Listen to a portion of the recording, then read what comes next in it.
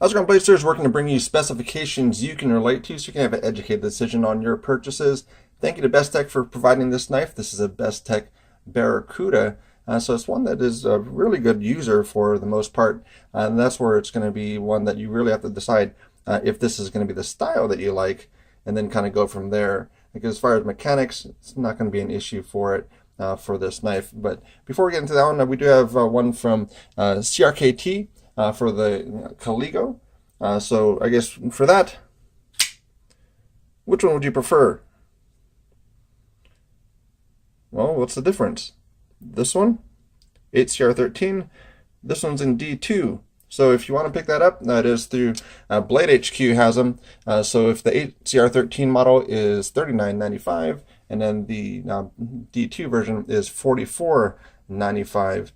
So pick it up if you like it. So if that's the thing that's been holding you back as far as that knife steel, then there you go, D2 in CRKT. So support what they're doing, and then they'll provide more of it. Yeah, the Pilar, that was an S35. That was also Blade HQ exclusive. So if it's purchased, they'll provide more.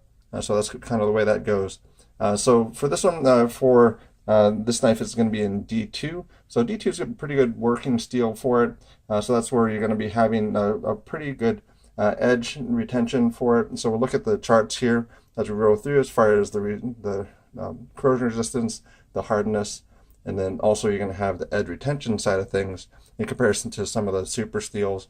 And then for comparison wise, so we do have the Pilar, which is kind of what it was kind of coined at.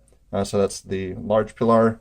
And then this is one that's also a new one from Bestech, which is the Bison. So if this is a little bit too futuristic, you don't really like the blade shape, then you have the Bison that came out that's going to be pretty similar, but more traditional style for you as far as that blade shape goes. And then you do have just the Rat 2 for that look.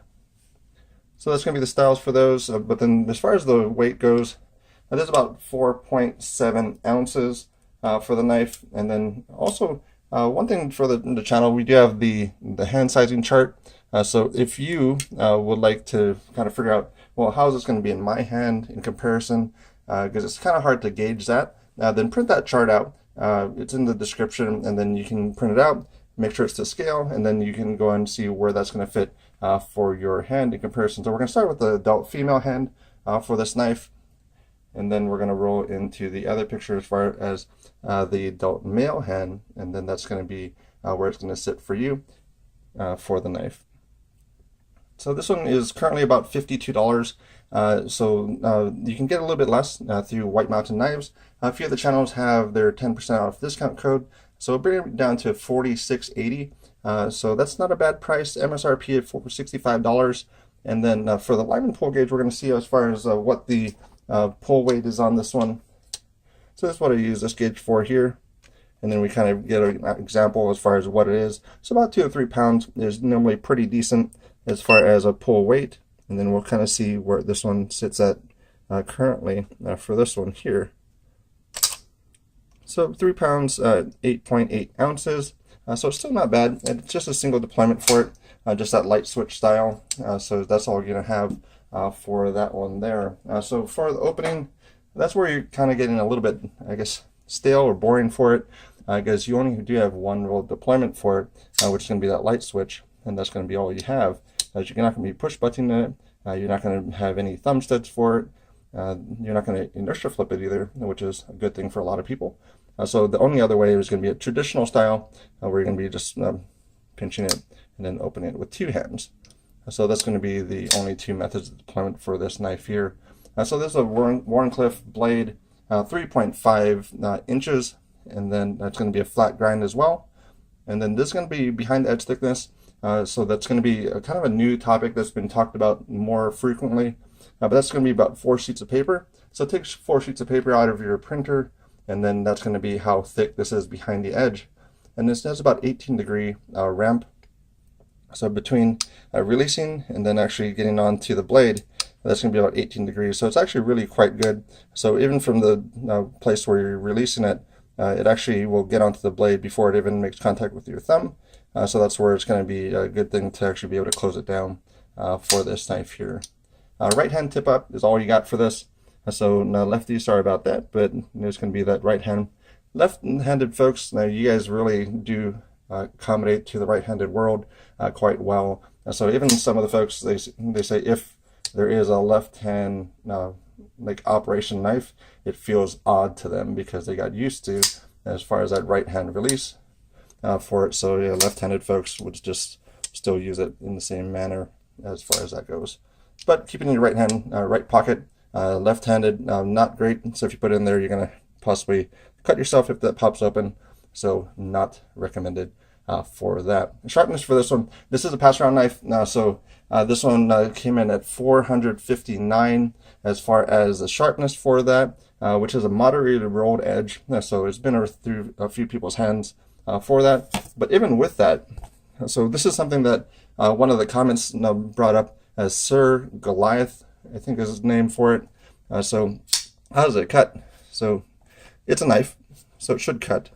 So there's going to be, I guess, against the grain for this. So not the best for that.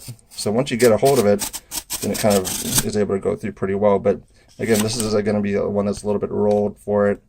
So overall, once you get a cut through it, it's not going to be bad for this one here. But that's due to a good part of it as far as the behind the edge thickness, because if you're going to cut paper or anything else, that's where that apex is really important for that. Otherwise, that's where behind the edge thickness is going to make a determination if you're cutting a thicker material. So for this one, it would be great with thumb studs. So I would prefer to have a little bit different deployment for it. It might break up the lines a little bit, but you already have this gap here. So if they had some thumb studs, then I could have another deployment for it on both sides, as well as just the one deployment method.